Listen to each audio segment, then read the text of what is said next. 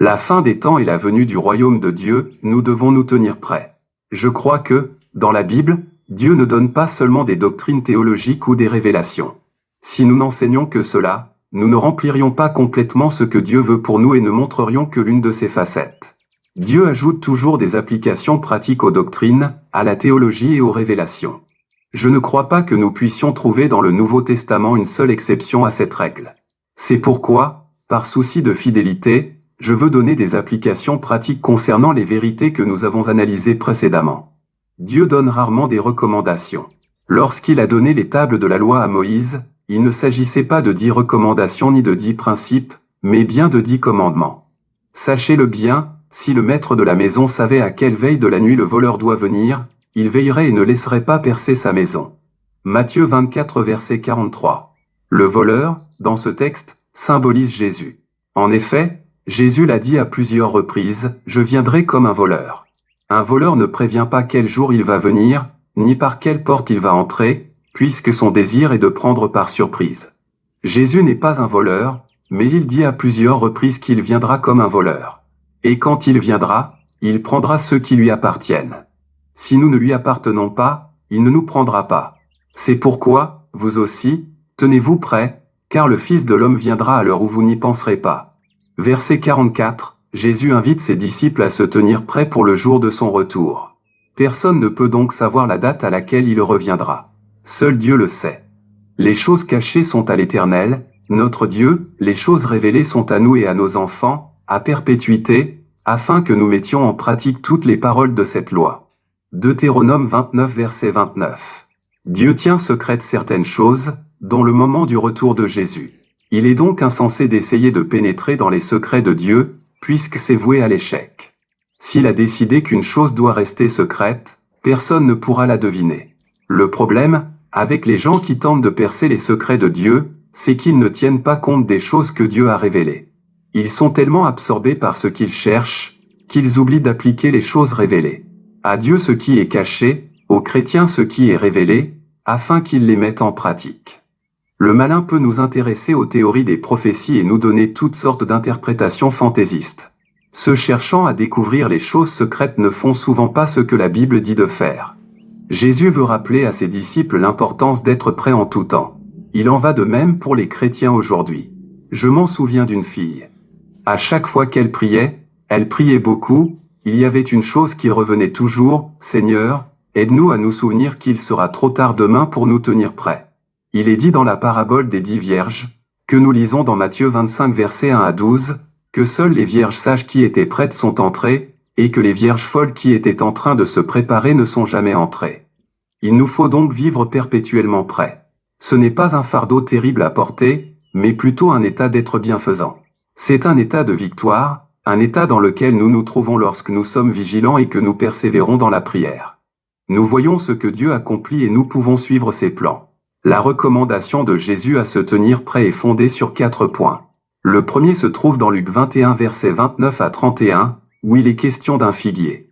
Cette parabole vient clore le discours de Jésus, comme une application à ce qu'il vient de dire, et il leur dit une comparaison, « Voyez le figuier, et tous les arbres. Dès qu'ils ont poussé, vous connaissez de vous-même, en regardant, que déjà l'été est proche. De même, quand vous verrez ces choses arriver, sachez que le royaume de Dieu est proche. » Dans les pays où il y a 4 saisons, cette parabole est facile à imaginer. Dans certaines régions du monde, le printemps et l'automne n'existent pas, ce qui rend les choses plus difficiles à comprendre. Lorsque, après l'hiver, vient le printemps, et que des petits germes commencent à pousser sur les arbres, chacun sait que l'été approche. C'est assez évident pour que nous n'ayons pas besoin de nous renseigner auprès d'une université ou d'une bibliothèque, ni auprès d'un pasteur. Jésus dit que, de la même manière que nous pouvons voir l'été approcher, nous pourrons reconnaître l'approche de la fin des temps. En observant de nos propres yeux, avec notre bon sens et notre connaissance des Écritures à l'appui, Jésus dit que nous saurons que l'été est proche. Pour certaines personnes, le figuier représente Israël. Dans le texte de Luc, Jésus dit de regarder au figuier non pas lorsqu'il porte du fruit, mais lorsqu'il commence à bourgeonner. Et Israël n'a bourgeonné qu'une fois, c'était le 14 mai 1948, jour où Israël est devenu une nation. Si Israël est représenté par le figuier, alors les autres arbres représentent toutes les autres nations. Au cours de ce siècle, nous avons effectivement pu assister à une augmentation du nationalisme. Toutes les nations se sont mises à bourgeonner les unes après les autres. Je constate que les gens n'écoutent que lorsque la Bible pouvait être appliquée à ceux qu'ils vivaient. À l'époque, les États attendaient avec impatience leur indépendance. Ils ne voulaient plus être dépendants, ils avaient leurs propres coutumes, leurs propres traditions et leur propre langue. Enfin, ils ont reçu leur indépendance. Après la Seconde Guerre mondiale, près de 50 pays ont émergé en Afrique seule. Puis cela s'est passé en Asie, en Amérique du Sud et dans les îles Pacifiques. Toutes les nations voulaient leur indépendance. Le nationalisme est en quelque sorte la puissance la plus forte à l'œuvre dans le monde aujourd'hui. Même sous les régimes dictatoriaux, la volonté de nationalisme a été plus forte que la dictature elle-même. De toutes parts, les arbres se sont mis à bourgeonner. Pendant la saison de l'hiver, tous les arbres se ressemblent.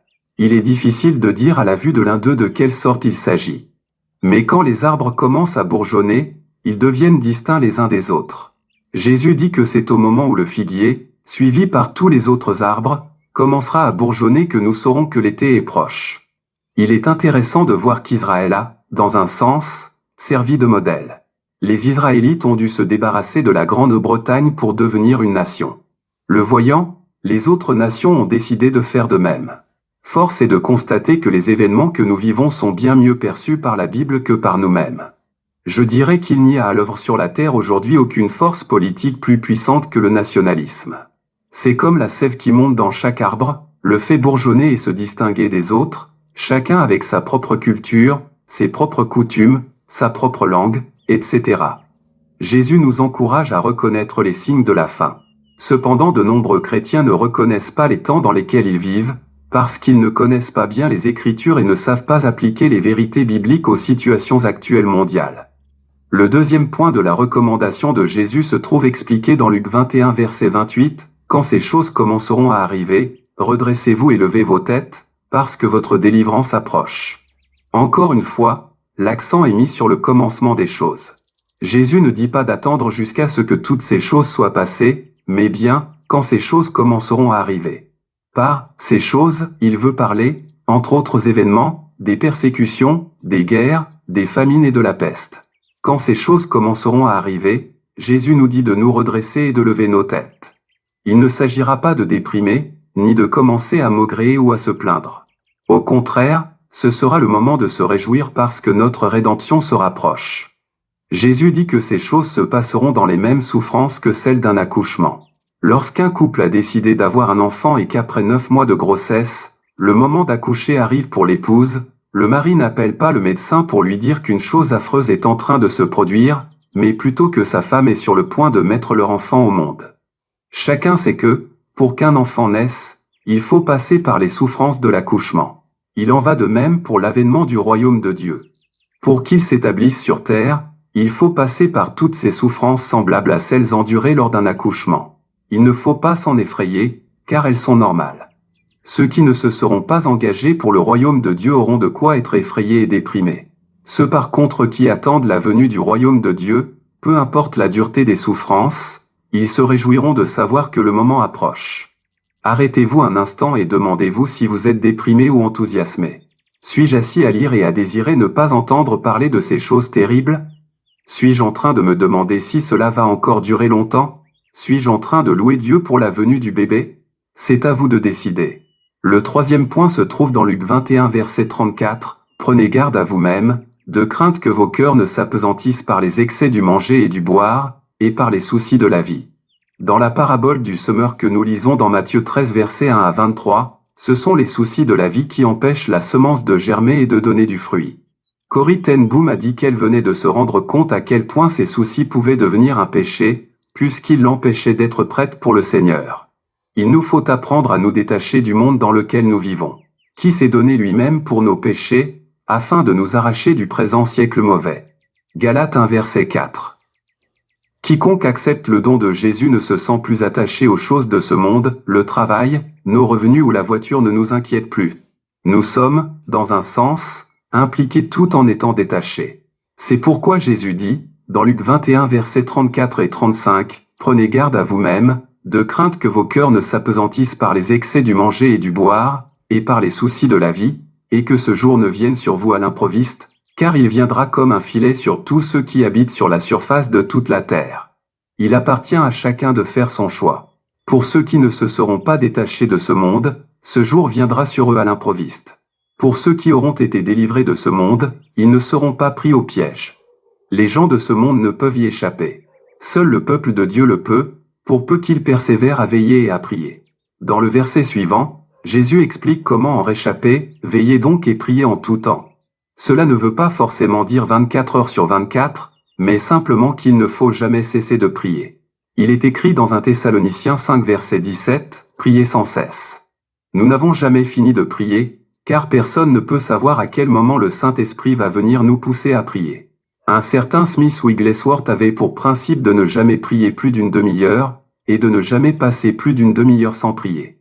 Chaque chrétien doit, d'une manière ou d'une autre, se tenir prêt à prier continuellement. Si je dois prendre la voiture, même pour un petit trajet, je remets la journée entre les mains de Dieu. Nous prions non seulement pour remercier Dieu à chaque repas, mais nous en profitons toujours pour prier, par exemple, pour le réveil de nombreux pays. Il existe bien des façons de se mettre en situation pour prier ou pour louer. Adorez le Seigneur votre Dieu et ses bénédictions se répandront sur votre nourriture et sur votre eau. En général, nous remercions Dieu pour le repas, puis nous prions pour le réveil, et ensuite nous louons Dieu parce qu'il veut répandre ses bénédictions sur notre repas. Jésus nous dit donc, veillez donc et priez en tout temps, afin que vous ayez la force d'échapper à toutes ces choses qui arriveront, et de paraître debout devant le Fils de l'homme. Luc 21 verset 36. Ce verset signifie donc que, si nous ne prions pas, nous n'y échapperons pas. C'est indispensable. Il est inutile de prier pour que ces choses n'arrivent pas, parce que Jésus a dit qu'elles arriveront. Par contre, nous pouvons demander à Dieu de nous y faire échapper. Mais, pour cela, il faut prier. Je ne veux pas donner l'impression qu'il faut prier pour prier. Je crois que le Saint-Esprit peut le faire pour nous. Dans le Cantique des Cantiques 5 verset 2, la fiancée dit « J'étais endormie, mais mon cœur veillait ». C'est de l'esprit de prière dont il est question. Nous pouvons dormir, mais notre esprit est en prière. Une fille, convertie, était vraiment tout feu tout flamme pour Dieu. Elle partageait une chambre avec une autre serveuse dans l'hôtel. Après quelque temps, l'autre jeune fille est venue vers elle et lui demandait timidement « Quelle est cette langue étrange que tu parles chaque nuit en dormant ?» L'autre ne savait pas qu'elle parlait en langue en dormant. Mais son esprit priait pendant qu'elle dormait. Dieu avait instauré une loi pour les sacrificateurs. Ils devaient garder le feu allumé dans le tabernacle toute la nuit. Il fallait que le feu brûle continuellement sur l'autel. Il en va de même pour l'esprit de prière. C'est un feu brûlant dans nos cœurs qui ne s'arrête jamais. C'est ainsi que nous devrons agir pour traverser les événements à venir. Dans Apocalypse 19 versets 7 et 8, il est question du cri que poussent tous les habitants du ciel. Ils se réjouissent du mariage de l'agneau, le Seigneur Jésus, et de l'Église, son épouse, qui s'est préparée pour lui. Or il n'est pas dit dans le texte qu'elle est en train de se préparer, mais bien qu'elle s'est préparée. Réjouissons-nous et soyons dans l'allégresse, et donnons-lui gloire, car les noces de l'agneau sont venues et son épouse s'est préparée, et il lui a été donné de se revêtir d'un fin lin, éclatant, pur. Car le fin lin, c'est la justice des saints. Afin d'avoir le droit d'être là, l'épouse a dû se revêtir de fin lin éclatant et pur, ce qui représente toujours la justice dans la Bible. Lorsqu'une personne croit en Jésus et l'accepte comme son Seigneur et Sauveur, sa justice lui est imputée. Cette personne est reconnue comme juste par sa justice. Mais cela ne suffit pas. Il faut ensuite que cette justice imputée soit transformée en acte de justice. Ce qui signifie en quelque sorte qu'à chaque fois que cette personne fait un acte juste, elle rajoute un morceau à ce vêtement de lin fin. Il m'arrive de me demander si je serai suffisamment bien vêtu ce jour-là. L'épouse du Christ aura-t-elle de quoi porter une belle robe de mariée? Pour être prêt, il faudra avoir accompli nos actes de justice. Dieu a attribué à chacun des actes à accomplir. Il existe également des responsabilités qui incombent à l'Église tout entière, et pour lesquelles nous devrons, en tant qu'Église, répondre un jour. L'une de ces responsabilités, et sans doute la plus importante, se trouve dans Matthieu 24 verset 14, « Cette bonne nouvelle du royaume sera prêchée dans le monde entier, pour servir de témoignage à toutes les nations. Alors viendra la fin. » Il en va de la responsabilité de chaque personne au sein de l'Église de proclamer la bonne nouvelle du royaume au monde entier. Aucun chrétien n'en est exempt. Cela ne veut pas dire que tous les chrétiens doivent être prédicateurs, missionnaire ou responsable. Mais Dieu demandera à chacun de rendre compte de ce qui lui aura été attribué, car c'est cela le signe, l'indication certaine de l'approche du retour du Seigneur. Lorsque la bonne nouvelle aura été annoncée au monde entier, alors viendra la fin. Si Jésus dit qu'elle sera proclamée, c'est qu'elle le sera. Jésus n'a jamais eu tort. Ce n'est donc pas à l'Église de décider si elle sera proclamée ou non. Ce qu'elle peut décider, par contre, c'est de s'impliquer ou pas. Aucun chrétien, où qu'il se trouve, n'est exempté de cette responsabilité. Proclamer la bonne nouvelle au monde entier nécessite des finances. Ce que nous faisons de notre argent est également important. Selon certaines statistiques, l'Église dépense environ 99% de ses revenus pour elle-même et seulement 1% pour atteindre les pays dans lesquels la bonne nouvelle n'a pas encore été proclamée. C'est un scandale. Ce n'est pas ainsi que l'Église pourra être prête au jour du Seigneur, vêtue de son fin lin éclatant et pur. Il y a une diction en Amérique qui dit « Mets ton argent là où se trouve ta bouche ». Mais l'argent ne suffit pas, il faut aussi la prière d'intercession pour pouvoir répandre partout la bonne nouvelle. Il faut toujours être sur la ligne de front, en train d'attaquer quelques forteresses de Satan. La pression est parfois tellement forte qu'il faut crier à Dieu, « Seigneur, mets notre nom sur les lèvres d'un intercesseur ». À moins que quelqu'un n'intercède pour nous, nous ne parviendrons pas à démolir cette muraille. D'où l'importance de la prière d'intercession. Cette dernière est bien plus importante que l'argent. Pour cela, il est impossible de prier avec détachement. Nous ne pouvons pas prier puis oublier car, dans la prière d'intercession, nous nous trouvons toujours impliqués d'une manière ou d'une autre. Dans une église, c'est le pasteur qui a la responsabilité du troupeau. C'est un rôle très important, sérieux et stressant. Je ne suis pas appelé à être pasteur. Je l'ai été, et je sais ce que c'est. Je crois que c'est le ministère le plus difficile de la terre, et pour lequel nous recevons rarement des remerciements. Jésus en parle dans Matthieu 24 versets 45 à 47, « Quel est donc le serviteur fidèle et prudent, que son maître a établi sur ses gens pour leur donner la nourriture au temps convenable? Heureux ce serviteur, que son maître, à son arrivée, trouvera faisant ainsi. Je vous le dis en vérité, il l'établira sur tous ses biens. » Ceux faisant partie du ministère pastoral doivent garder en mémoire qu'en restant fidèles, ils recevront un poste avec de nombreuses responsabilités dans l'éternité. S'ils font sagement et fidèlement ce qui leur a été assigné, Dieu les fera régner sur tout ce qu'ils possèdent. Mais, si c'est un méchant serviteur, qui dit en lui-même « Mon maître tarde à venir », s'il se met à battre ses compagnons, s'il mange et boit avec les ivrognes, le maître de ce serviteur viendra le jour où il ne s'y attend pas et alors qu'il ne connaît pas, il le mettra en pièces, et lui donnera sa part avec les hypocrites, c'est là qu'il y aura des pleurs et des grincements de dents. Versets 48 à 51. Ceux qui pleureront et grinceront des dents seront ceux qui auront fait partie des chrétiens qui ne se seront jamais engagés. Ce passage fait une comparaison entre le serviteur fidèle et le méchant serviteur. Ce dernier abandonne sa discipline personnelle, exploite sa position de maître et devient une sorte de dictateur.